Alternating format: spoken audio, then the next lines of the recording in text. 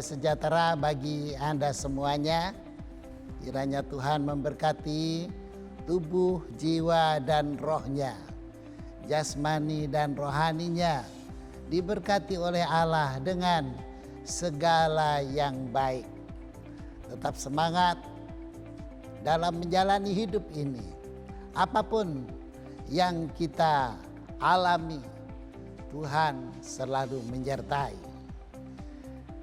Saudara-saudara sekalian, khotbah pada saat ini judulnya merupakan sebuah pertanyaan, yaitu berapa lama Tuhan Yesus berada di dalam kubur. Pembacaan yang pertama akan kita ambil dari kitab Matius, pasalnya yang ke-12, ayatnya yang ke-38. Pada waktu itu berkatalah beberapa ahli Taurat dan orang Farisi kepada Yesus, "Guru, kami ingin melihat suatu tanda daripadamu." Tetapi jawabnya kepada mereka, "Angkatan yang jahat dan tidak setia ini menuntut suatu tanda. Tetapi kepada mereka tidak akan diberikan tanda selain tanda Nabi Yunus.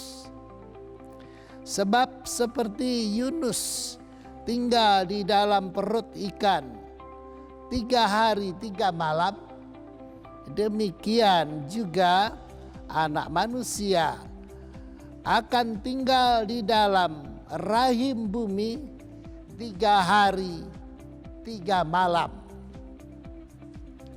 Pada waktu penghakiman, orang-orang Niniwe akan bangkit bersama angkatan ini dan menghukumnya.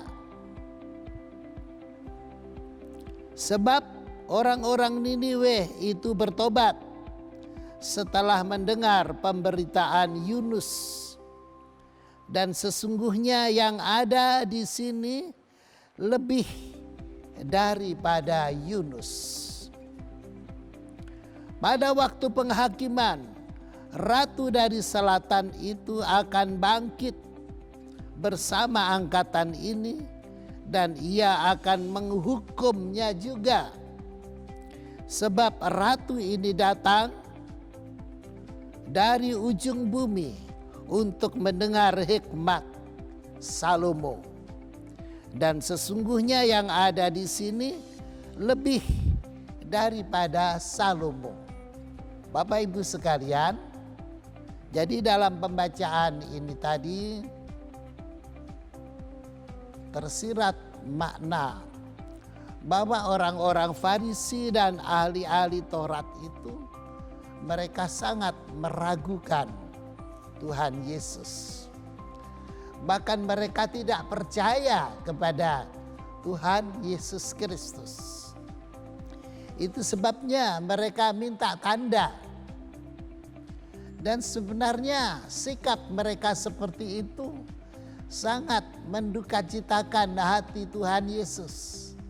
Sangat mendukacitakan hati Roh Kudus. Sangat mendukacitakan hati Bapa di sorga. Karena apa? Karena ungkapan dan sikap mereka itu adalah menunjukkan ketidakpercayaan.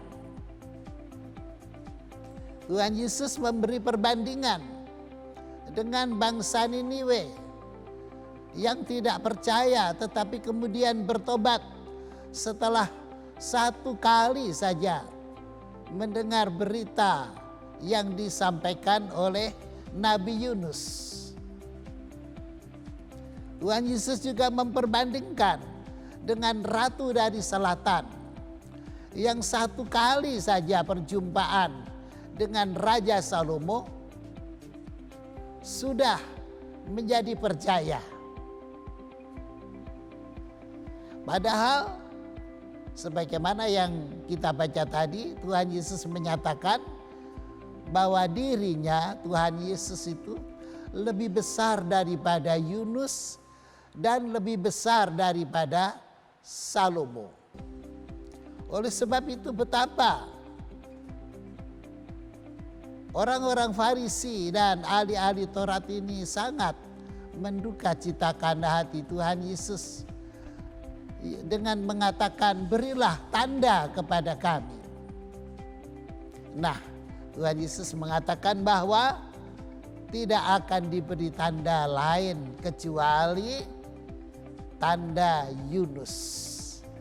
Sebagaimana Yunus 3 hari 3 malam tinggal di dalam perut ikan, demikianlah juga anak manusia. Tuhan Yesus akan selama 3 hari 3 malam berada di dalam perut bumi.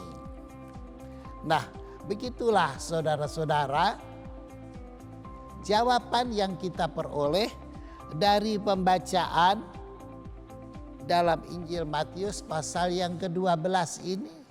Berapa lama Tuhan Yesus berada di dalam kubur? Yaitu selama 3 hari 3 malam. Dengan kata lain 24 jam kali 3 yaitu 72 jam. Saudara-saudara, tetapi apa yang terjadi pada diri kita saudara-saudara selama ini, yaitu bahwa kita menganggap Tuhan Yesus itu disalibkan pada waktu Jumat Agung dan dibangkitkan pada hari Minggu. Sehingga kalau dihitung-hitung itu tidak sampai 72 jam, melainkan hanya separuhnya saja. Jadi kira-kira 36 jam. Jadi mereka yang berpikir seperti ini, mereka berangkat dari ungkapan Tuhan Yesus juga yang tertulis di dalam Injil Matius juga pasalnya yang ke-16 ayat yang ke-21. Dalam perikop yang berjudul pemberitahuan pertama tentang penderitaan Yesus dan syarat-syarat mengikut Dia. Saya baca mulai ayat 21 demikian. Sejak waktu itu Yesus mulai menyatakan kepada murid-muridnya bahwa Ia harus pergi ke Yerusalem dan menanggung banyak penderitaan dari pihak tua-tua, imam-imam kepala, dan ahli-ahli Taurat, lalu dibunuh dan dibangkitkan pada hari ketiga. Nah, saudara-saudara, ungkapan hari ketiga ini mungkin logikanya adalah hari ketiga itu adalah hari Minggu, hari kedua itu Sabtu, dan hari pertama itu Jumat. Jadi itu sebabnya banyak orang percaya bahwa Tuhan Yesus itu disalibkan pada hari Jumat. Sehingga muncullah istilah Jumat Agung, yaitu Jumat saat mana Tuhan Yesus itu disalibkan, mati dan dikuburkan. Jadi ungkapan ini sebenarnya juga sejalan dengan yang Tuhan Yesus sendiri juga katakan di dalam kitab Yohanes pasal yang kedua ayatnya yang ke-13 mulai. Ketika hari raya Paskah orang Yahudi sudah dekat, Yesus berangkat ke Yerusalem. Dalam bait suci didapatinya pedagang-pedagang lembu, kambing domba dan merpati, dan penukar-penukar uang duduk di situ. Ia membuat cambuk dan tali, lalu mengusir mereka semua dari bait suci dengan semua kambing domba dan lembu mereka. Uang penukar-penukar dihamburkannya ke tanah, dan meja-meja mereka dibalikkannya. Kepada pedagang-pedagang merpati ia berkata, "Ambil semuanya ini dari sini. Jangan kamu membuat rumah Bapakku menjadi tempat berjualan." Maka teringatlah murid-muridnya bahwa ada tertulis, "Cinta untuk rumahmu menghanguskan aku." Orang-orang Yahudi menantang Yesus, katanya, "Tanda apakah dapat engkau tunjukkan kepada kami bahwa engkau berhak bertindak demikian?" Jawab Yesus kepada mereka, "Rombak bait Allah ini, dan dalam 3 hari aku akan mendirikannya kembali."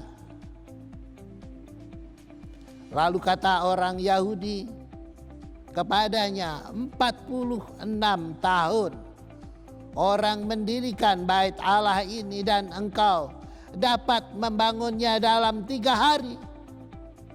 Tetapi yang dimaksudkannya dengan bait Allah ialah tubuhnya sendiri. Kemudian sesudah ia bangkit dari antara orang mati, barulah teringat oleh murid-muridnya bahwa hal itu telah dikatakannya, dan mereka pun percayalah akan kitab suci dan akan perkataan yang telah diucapkan Yesus. Jadi saudara-saudara, Tuhan Yesus menyatakan membangun kembali bait suci dalam 3 hari. Membangun kembali tubuhnya yang dirobohkan oleh bangsa Yahudi dengan memakai tangan orang Romawi dalam waktu 3 hari. Jadi ini lebih memiliki makna fleksibel, saudara-saudara. 3 hari itu bisa saja 3 hari 3 malam, atau 3 hari itu bisa saja hari yang ketiga. Jadi di dalam pemikiran kita pada orang-orang percaya umat Kristen, manakah sebenarnya yang benar? Tuhan Yesus ini di dalam perut bumi, di dalam kuburan itu lamanya 3 hari 3 malam atau 72 jam, ataukah hanya 36 jam? Bangkit pada hari yang ketiga, begitu sajakah? Jadi saudara-saudara, bagi sebagian orang ini menjadi perdebatan. Perdebatan, bahkan kadang-kadang perdebatan itu bisa meruncing. Tetapi saudara-saudara sekalian, sebenarnya kalau kita mau merendahkan diri di hadapan Tuhan, maka kita akan memahami dan menyadari betapa terbatasnya kita. Betapa terbatasnya pikiran kita. Kita manusia ini terbatas, saudara-saudara. Tuhan Yesus menyatakan, sehingga menjadi dilema 3 hari 3 malam dan hari yang ketiga. Saudara-saudara, jadi mari kita memahami bahwa Tuhan tidak pernah salah. Tetapi kita ini banyak kekurangannya, banyak kesalahannya. Coba sebagai contoh misalnya, secara terang-terangan apa yang dikatakan oleh Tuhan Yesus terhadap Rasul Petrus. Dalam Injil Matius pasal 16 tadi, ayatnya yang ke-22, tetapi Petrus menarik Yesus ke samping dan menegur dia, katanya, "Tuhan, kiranya Allah menjauhkan hal itu. Hal itu sekali-kali takkan menimpa engkau." Maka Yesus berpaling dan berkata kepada Petrus, "Enyahlah iblis. Engkau suatu batu sandungan bagiku. Sebab engkau bukan memikirkan apa yang dipikirkan Allah, melainkan apa yang dipikirkan manusia." Nah, saudara-saudara, dari dialog itu maka kita mengambil kesimpulan bahwa pikiran Allah dan pikiran manusia itu berbeda. Pengetahuan Allah dan pengetahuan manusia itu berbeda. Pertimbangan Allah dan pertimbangan manusia itu berbeda. Kebijakan Allah dan kebijakan manusia itu berbeda.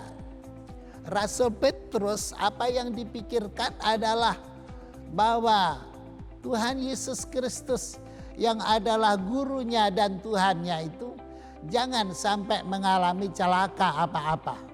Sampai-sampai dia berani memegang tangan Tuhan dan menariknya ke samping. Sekali-kali itu tidak boleh terjadi, Tuhan.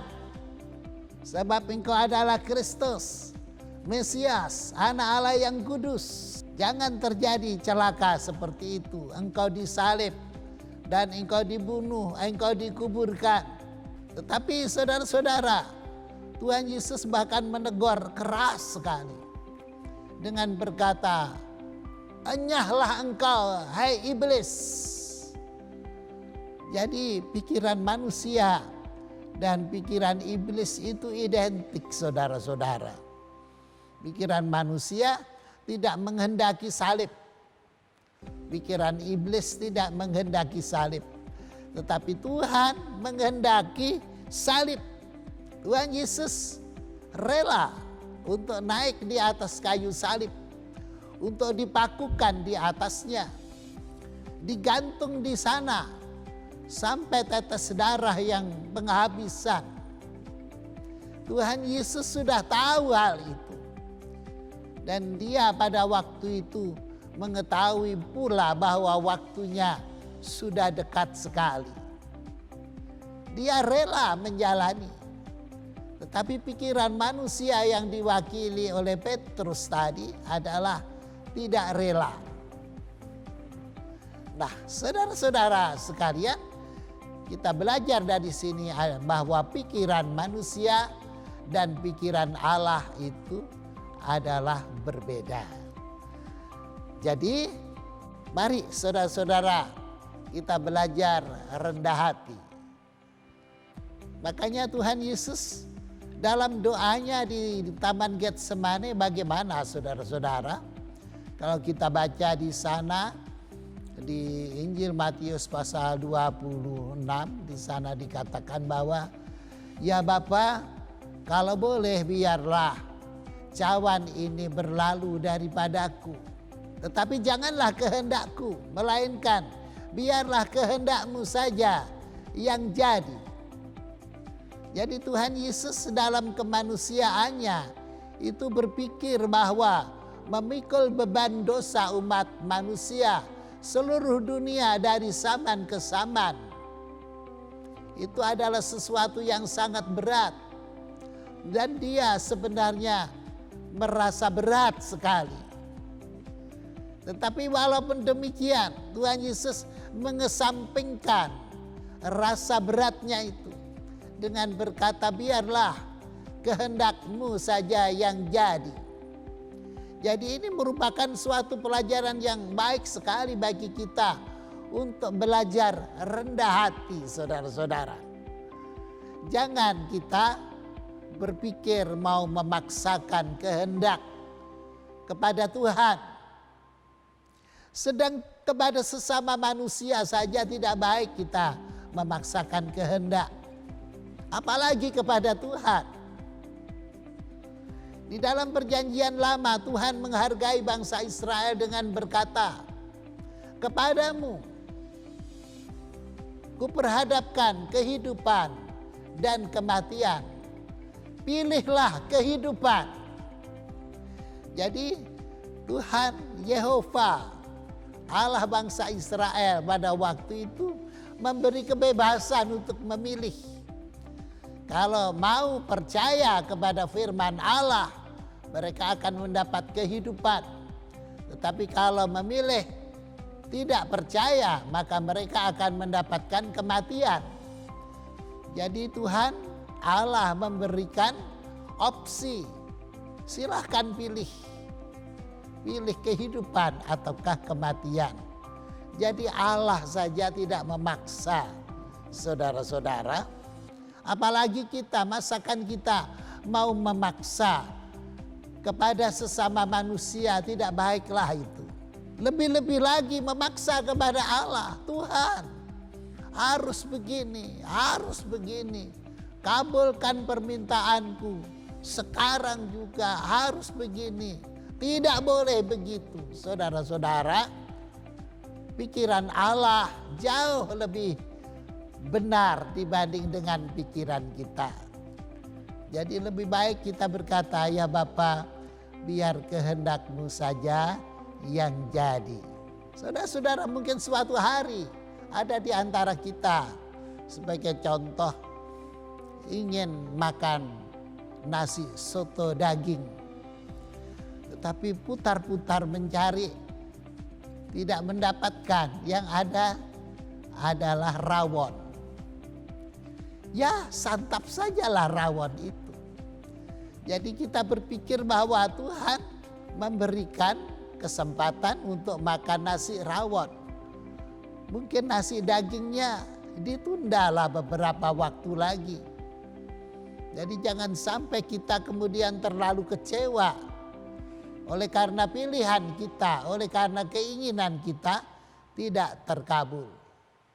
Saudara-saudara, apalagi dalam hidup kita sehari-hari. Hidup ini adalah perjuangan, saudara-saudara. Mari saudara-saudara kita pasrahkan diri kepada Tuhan.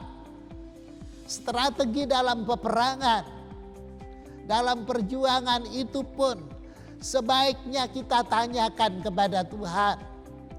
Seperti Daud, itu bagus sekali. Raja Daud setiap kali dia mau maju perang, dia bertanya, "Ya Allah, bolehkah aku melakukan ini dan itu?